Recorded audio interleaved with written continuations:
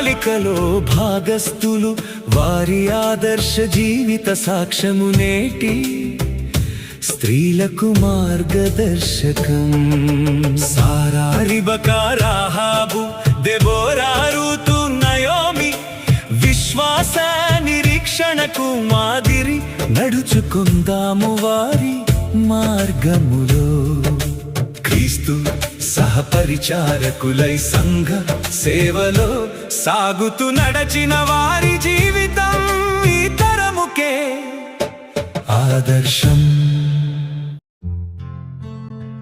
బైబిల్లోని స్త్రీలు అను ఆధ్యాత్మిక కార్యక్రమంలో భాగంగా ఈ దినము రాహాబు అను స్త్రీని గురించి మనము ధ్యానించబోతా ఉన్నాం. ఇది నా ధ్యానంలో మనల్ని నడిపించడానికి సిస్టర్ భారతి గారు ఉన్నారు. వారి ధ్యానంలో మనం విని ఆత్మీయ దీవెనలు పొందుతాం.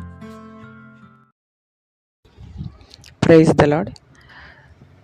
దేవుడు నాకు ఇచ్చిన ఈ అవకాశాన్ని బట్టి దేవుని నామానికి వందనాలు, స్తోత్రాలు. ఈ అవకాశం ఇచ్చిన grace radio channel Bharathi madam గారికి కూడా వందనాలు చెల్లిస్తున్నాను. ప్రార్థన చేసుకుందాం. పరిశుద్ధుడా, ప్రేమగల తండ్రి, జీవం గల దేవ, మరొకసారి నీ పాద సన్నిధిలో చేరి ప్రభువా అంటానికి ఇస్తున్న ఈ అవకాశాన్ని బట్టి వందనాలు, స్తోత్రాలు. అయ్యా, ఈ సమయంలో మేము చేరి నీ వాక్యాన్ని ధ్యానిస్తూ ఉండగా మీ కృపలో మమ్మల్ని భద్రపరిచి మాకు కావలసినటువంటి ఆత్మీయ నైనా అద్భుతమైన ఆత్మీయ రహస్యాలను మాకు బోధించి తద్వారా మా జీవితాల్లో ఆత్మీయంగా మేము ఎదిగి ఆ ప్రకారం జీవించి నిన్ను మహిమపరచటానికి మాకు సహాయం దయచేయమని విజ్ఞాపన ప్రార్థన చేస్తూ ఉన్నాను.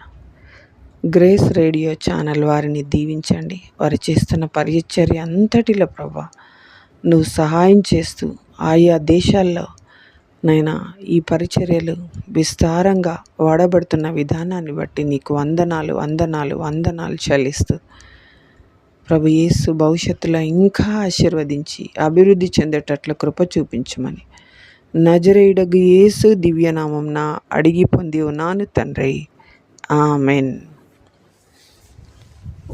సరే, క్రీస్తు వంశావళిలో చేర్చబడిన రాహాబు అనబడిన వేశ్య గురించి ఈ మధ్యాహ్న సమయంలో కొన్ని విషయాలు నేను జ్ఞాపకం చేయాలనుకుంటున్నా. యెహోషువ గ్రంథం 2వ అధ్యాయంలో వ్రాయబడినటువంటి మాటలు. మోషే మరణించాడు. తర్వాత యెహోషువ దేవుడి యొక్క వాగ్దానం వల్ల ఇశ్రాయేలీలను నడిపించుటకు నాయకుడయ్యాడు. యెహోషువ భయపడుతున్నప్పుడు యెహోవా దేవుడు నిబ్బరం కలిగి ధైర్యం తెచ్చుకో, కనాను దేశంలో ఇంకా ప్రవేశించాలి, మీరు పొలిమేరల దగ్గరికి వచ్చేసినారు, కనాను పొలిమేరల దగ్గరికి వచ్చేసారు, ఆల్మోస్ట్ వాళ్ళ దగ్గర ఉన్నారు మీరు అని చెప్పుకుంటూ వచ్చాడు. మోయాబు మైదానంలో యొర్దాను నది దగ్గర ఇశ్రాయేలీలు ఉన్నారు. యొర్దాను నదిని కూడా ఏ విధంగా దాటారో మనకు బాగా తెలుసు. అయితే యెరికో పట్టణం దగ్గరికి వచ్చారు. అక్కడ యెహోషువ ఇద్దరు మనుషుల్ని పిలిపించి ఇశ్రాయేలీలో నుంచి మీరు పోయి ముఖ్యంగా యెరికోను చూడుడి అని వారితో షిత్తీమునొద్ద నుంచి రహస్యంగా వారిని పంపించాడు. యెరికోలోకి వెళ్ళండి, పరిస్థితులు ఎట్లా ఉన్నాయో చూసిరండి అని వేగుల వారిగా వారిని పంపించినట్లు చూస్తూ ఉన్నాం. వారు వెళ్ళి యెరికోలో రాహాబు అనేటువంటి ఒక వేశ్య ఇంట్లో చేరి అక్కడ దిగారు. దిగిన వెంటనే ఆమె వారిని సమాధానంతో చేర్చుకొనింది అని హెబ్రీ పత్రిక 11:30లో మనం చదువుతాం. విశ్వాసమును బట్టి రాహాబను వేశ్య వేగుల వారిని సమాధానంగా చేర్చుకొనినందున అవిధేయులతో పాటు నశింపకపోయెను అని వ్రాయబడినటువంటి మాట వల్ల మనకు అర్థమవుతుంది. కోపంతో చేర్చుకోలేదు, సంతోషంతో, సమాధానంతో, పూర్ణ మనస్సుతో, ఇష్టంతో చేర్చుకొనింది. అట్లా సమాధానంతో చేర్చుకోవడానికి కారణాలు ఏవో మనం చూద్దాం. సమాధానంతో, ఇష్టంతో చేర్చుకోవడానికి కింద చెప్పబడినటువంటి మాటలు మనకు అర్థమవుతాయి.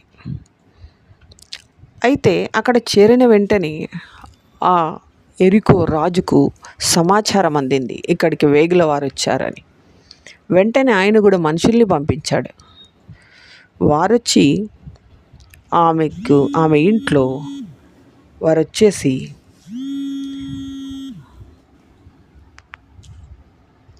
ఆమె ఇంట్లో చేరినటువంటి మనుషులు ఎవరు, వారు ఎందుకు వచ్చారు, ఏ పరిస్థితి అని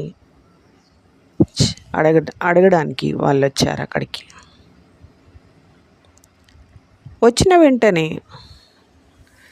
ఆమె వారిని చూచి, అవును ఇక్కడికి వచ్చిన మాట నిజమే, అయితే వాళ్ళు వచ్చారు, ఎందుకు వచ్చినారో తెలియదు, ఎక్కడికి వెళ్ళారో కూడా నాకు తెలియదు అని చెప్పేసింది. అయితే ఆ స్త్రీ వారిద్దరిని జమ్ములో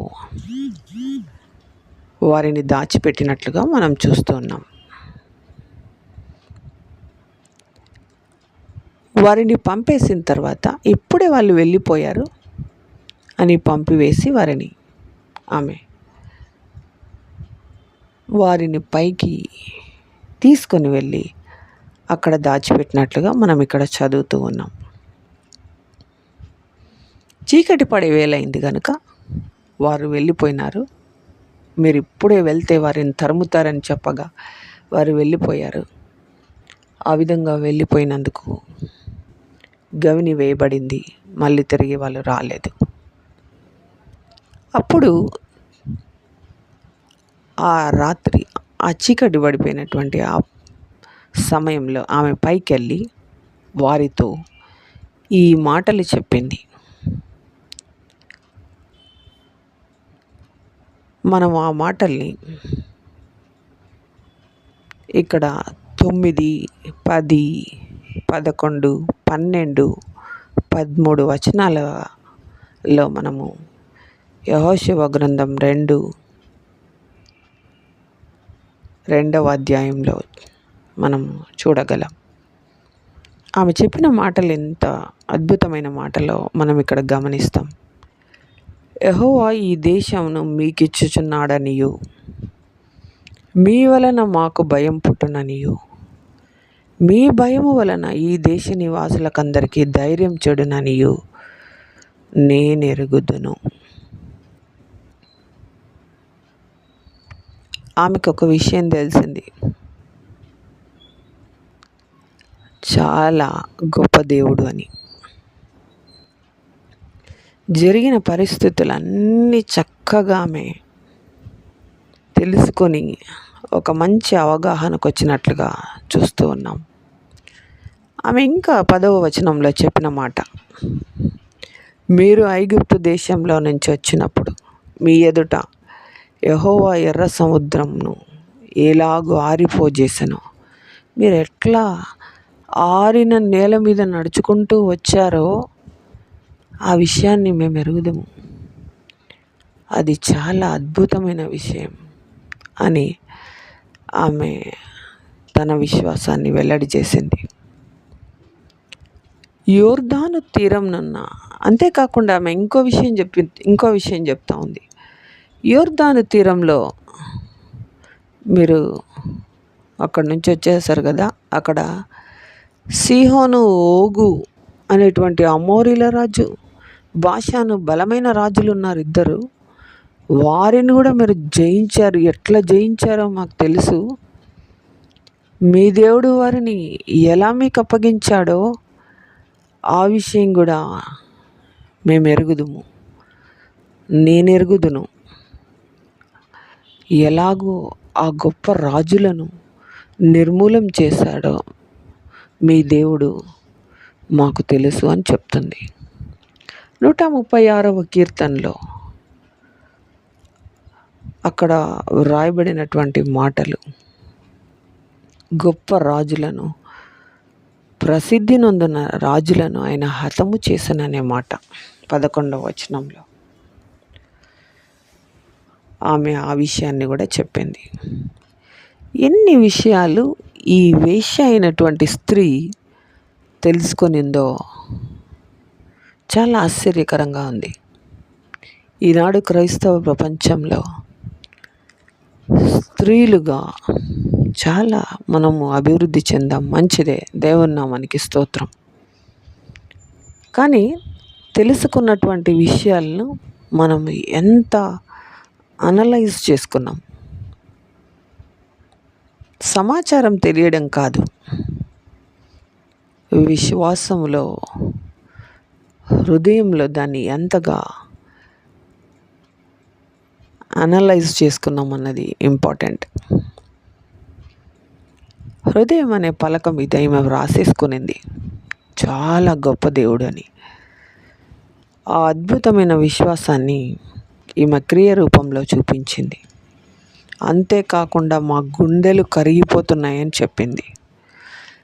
చివరగా మరొక మాట చెప్పింది ఆమె, పైన ఆకాశమందు కింద భూమి అందును మీ దేవుడే దేవుడు, దేవుడే దేవుడు, ఈ దేవుడు తప్ప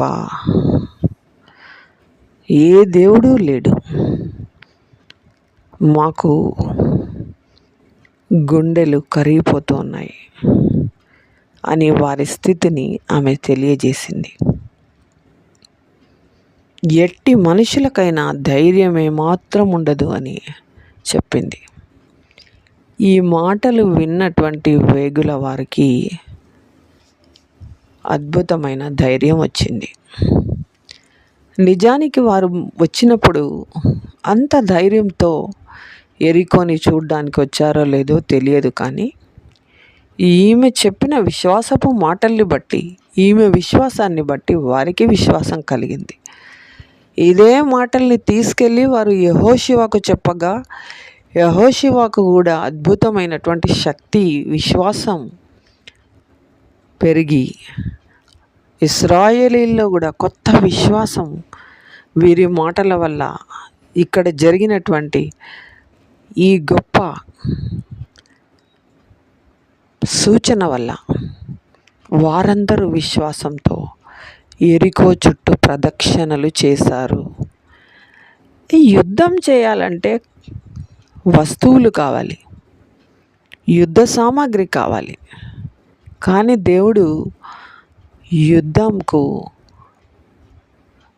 సామాగ్రి కాదు కావాల్సింది, విధేయత దేవుని పట్ల అని చూపించబడినటువంటి ఒక గొప్ప ఉదంతం ఇది. ఎరికో చుట్టూ ప్రతిరోజు 6 దినాలు తిరగమని చెప్పాడు దేవుడు. బహుశా నేను అనుకుంటా, వాళ్ళందరూ తిరగడం ఏంటి, మనము గోడల చుట్టూ తిరగడం ఏంటి, యుద్ధం చేయాలంటే తిరగాలనా అని అనుకుంటుంటారు. కానీ ఆమె చెప్పిన మాటల్ని బట్టి యెహోషువ వారికి ఒక ఆన్సర్ చెప్పింటాడు. అరే, లోపల ఉన్న వాళ్ళంతా గుండె ధైర్యం చెడిపోయిన వారు, వారికి భయం అనేటువంటి తెగులుంది, ఆ తెగులుతోనే వారు భయంతో చచ్చిపోతారు. మనం దేవుడు చెప్పింది చేస్తాం, అంతే, మీరు సైలెంట్గా ఈ గోడల చుట్టూ 6 దినాలు తిరగమని చెప్పాడు కాబట్టి తిరగండి అని చెప్పింటాడేమో యెహోషువ అని నేను అట్లా ఊహిస్తూ ఉంటాను. అలా తిరిగారు. 7వ రోజు అలా తిరిగినటువంటి వారు గొప్ప కేకలు, ధ్వనులు చేశారు. ఎరికో గోడలు కూలిపోయినాయి. అంతే జరిగింది. ఆ భయముతోనే కరోనా వచ్చినట్లుగా అప్పుడు జనులందరూ ఆ భయంతోనే చచ్చిపోయినారు కదా. అట్లాగా భయముతో వీరు ఈ ప్రజలందరూ, యెరికో ప్రజలందరూ భయంతోనే చచ్చిపోయి ఉండింటారు అని నేను అనుకుంటూ ఉంటాను. అలా గోడలు కూలిపోయినాయి. వారు వెళ్ళి ఆ పట్టణాన్ని పట్టుకున్నారు, సొంతం చేసుకున్నారు, ఆ ప్రజలందరినీ చంపేసి. జరిగినటువంటి ఈ గొప్ప విజయంలో రాహాబు అనేటువంటి స్త్రీ యొక్క విశ్వాసపు మాటలు అందరిలో, ఇశ్రాయేలీల్లో విశ్వాసాన్ని పెంచాయి అని నేను అనుకుంటూ ఉంటాను. క్రియలు యాకోబు పత్రికలో 2:20 క్రియలు లేని విశ్వాసం నిష్ఫలమైనది, క్రియలు లేనిదైతే విశ్వాసం ఒంటిగా ఉండి మృతమైనదవుతుంది. కనుక క్రియలు విశ్వాసానికి చాలా అవసరము అని మనకు తెలుస్తూనే ఉంది. నాకు విశ్వాసం ఉంది, నాకు క్రియలు లేవు అంటే అది పని చేయదు, చచ్చిపోతుంది, మృతం అవుతుంది. క్రియలు ఉన్నాయి, నాకు విశ్వాసం లేదు అని అని అని చెప్పడానికి కూడా లేదు. విశ్వాసం ఉండాలా, క్రియలు కూడా ఉండాలా. విశ్వాసం అంటే అందులో ఇమిడి ఉన్నటువంటి ఒక గొప్ప సత్యం విధేయత అని యోహాను పత్రికలో మనం చూస్తూనే ఉన్నాం. 3వ అధ్యాయం చదువుతూ ఉన్నప్పుడు విశ్వాసం విధేయతను కనపరుస్తుంది. విధేయత పనులు జరుగుతాయి, పనుల్ని జరిగిస్తుంది, క్రియల్ని చూపిస్తుంది అని మనకు తెలుస్తుంది. కనుక యాకోబు పత్రిక 2:24 విశ్వాస మూలమున మాత్రమే కాక క్రియల మూలమున నీతిమంతుడని ఎంచబడతాడు ఒక మనుష్యుడు అని చెప్పబడినటువంటి మాట. సో మీరు లేదా మనము రాహాబు అనే వేశ్య దూతలను చేర్చుకొనుట ద్వారా, వారిని రక్షించుట ద్వారా నీతిమంతురాలుగా ఎంచబడింది అని యాకోబు పత్రికలో మనము చూస్తూ ఉన్నాం. దేవుని నీతి మన నీతి, మనది దుర్నీతి, మన సొంత నీతి దుర్నీతి. రోమాపత్రిక ప్రకారం దేవుని నీతిని మనం పాటించినప్పుడు, విశ్వాసము ద్వారా దేవుని క్రియలు చేసినప్పుడు, మనము విశ్వాసం ద్వారా పరలోక రాజ్యానికి వారసులం అవుతామని తెలుస్తూనే ఉంది. ఈమె మొదటి జీవితము, తర్వాత జీవితం గురించి మనకేం వ్రాయబడలేదు. కానీ ఆమె చేసినటువంటి దాన్ని బట్టి, ఆ క్రియను బట్టి దేవుడు నీతిమంతురాలుగా తీర్చి ఆయన తన వంశావళిలో చేర్చుకున్న స్త్రీగా మనం చూస్తున్నాం. యేసు ప్రభువుల వారు చెప్పినప్పుడు అక్కడ ఆహారం కంటే ప్రాణం, వస్త్రం కంటే దేహం గొప్పవి కావా? అవును, గొప్పవి కావు. ఎందుకంటే ప్రాణం ఉంటేనే ఆహారం తింటాం, కానీ దేహం ఉన్నప్పుడే వస్త్రాలు మనకు అవసరం అవుతాయి. కనుక ఈ విధంగా విశ్వాసము, క్రియలు రెండు ఆత్మకు అవసరము. ఆత్మ వెలిగింపబడ్డానికి, జీవించటానికి అవసరం అవుతాయి అని మనకు తెలుస్తూ ఉంది. అందువల్ల ఈ స్త్రీ వేశ్య అయిన దేవుని యొక్క వంశావళిలో చేర్చబడి షల్మాను వివాహం చేసుకోవటం ద్వారా అద్భుతమైనటువంటి క్యారెక్టర్ ఉన్న బోయాజును ఆమె జన్మనిచ్చి, బోయాజుకు అతడి యొక్క మంచి ప్రవర్తన ద్వారా రూతు అనేటువంటి ఇంకొక స్త్రీని, అన్యురాల్ని వివాహం చేసుకునటం వల్ల యెషయిని కన్నట్టుగా మనం చూస్తూ ఉన్నాం. ఎంత మంచి క్యారెక్టర్ కలిగినటువంటి అన్య స్త్రీలు పరలోక రాజ్యంలో వారసులయ్యారు. ఈ విషయాన్ని నూతన నిబంధనలో యేసు ప్రభుల వారు ఇంకొక సంఘటనతో జ్ఞాపకం చేస్తాడు ప్రభు. అతడు మత్తయి సువార్తలో చెప్పబడినటువంటి 7వ అధ్యాయంలో, శతాధిపతి నా దాసుడు రోగిగా ఉన్నాడు, చాలా అనారోగ్య పరిస్థితుల్లో ఉన్నాడు, మీరెళ్ళి ఆయనను వేడుకోండి అని ఇశ్రాయేలు పెద్దలతో చెప్పాడు. యేసుప్రభుల వారి దగ్గరికి వచ్చి వారు, శతాధిపతి మనకు సమాజ మందిరం కట్టించాడు, ఆయన యొక్క దాసుడు అనారోగ్యంతో రోగిగా ఉన్నాడు, చాలా అనారోగ్య పరిస్థితుల్లో ఉన్నాడు, ఆయనను బాగుపరచండి అని యేసుప్రభుల వారి దగ్గరికి వచ్చి రిక్వెస్ట్ చేసినారు. అయ్యా, మనకు సమాజ మందిరం కట్టించాడు, సహాయం చేశాడు, నువ్వు సహాయం చేయి అని చెప్పారు. అప్పుడు యేసుప్రభుల వారు ఆయన ఇంటికి బయలుదేరాడు. అయితే చాలా దూరం నుంచే ఈయన చూసి, బోధకుని శ్రమపరచవద్దు, ఆయన అంతగా శ్రమ పెట్టొద్దండి, ఆయన ఒక మాట చెప్తే చాలు అని అద్భుతమైనటువంటి నమ్మకంతో యేసుప్రభుల వారి దగ్గరికి వచ్చి, అయ్యా బోధకుడా, శ్రమ పుచ్చుకోవద్దు, మీరు నా ఇంటికి రావడానికి నేను అర్హత కలిగి లేను, మీరు అక్కడి నుంచి ఒక మాట చెప్పేస్తే బాగైపోతాడు నా యొక్క దాసుడు, నాకు అధికారం గురించి తెలుసు, నేను అధికారానికి లోబడిన వాడిని, నా కింద చాలామంది ఉన్నారు, ఒకరిని రమ్మంటే వస్తాడు, పొమ్మంటే పోతాడు. అయితే ఈ ప్రపంచంలో ఆకాశం మీద భూమి మీద నీకు సర్వాధికారాలు ఉన్నాయి, నువ్వు ఒక మాట చెప్తే అన్నీ జరిగిపోతాయి, మీరు అంతగా కష్టపడాల్సిన పని లేదు, అక్కడి నుంచి ఒక వాక్కు సెలవియ్యండి, నా దాసుడు బాగైపోతాడు అని చెప్పాడు.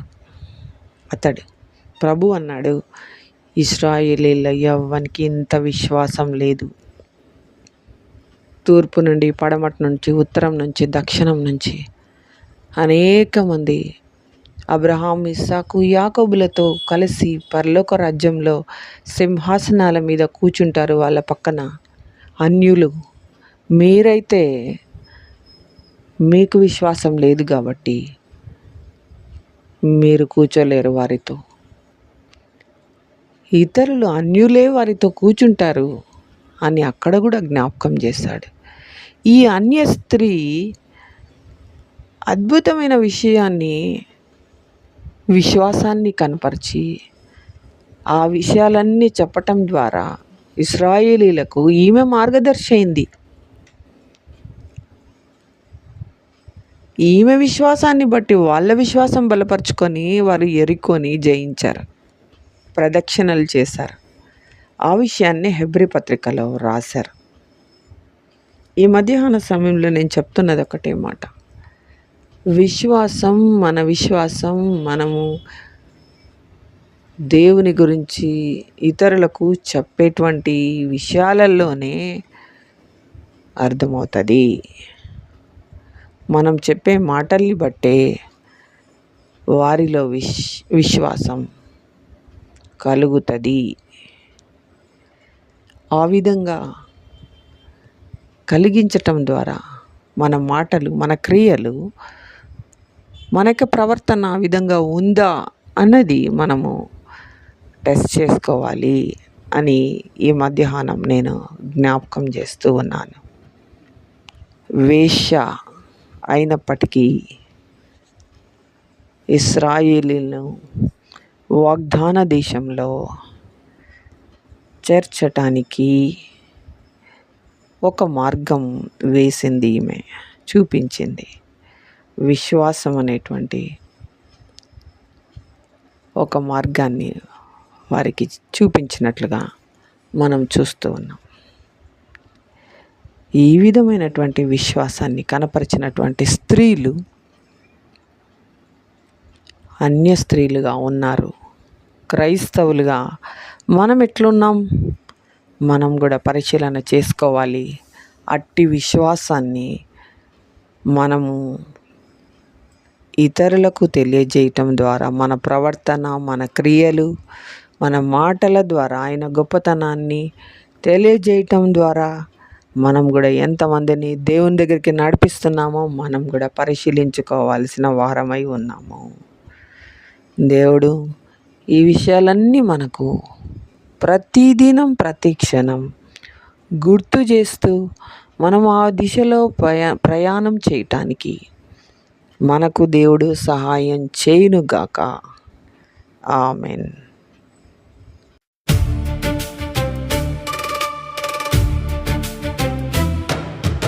బైబిలులోని స్త్రీలు దేవుని ప్రణాళికలో భాగస్థులు.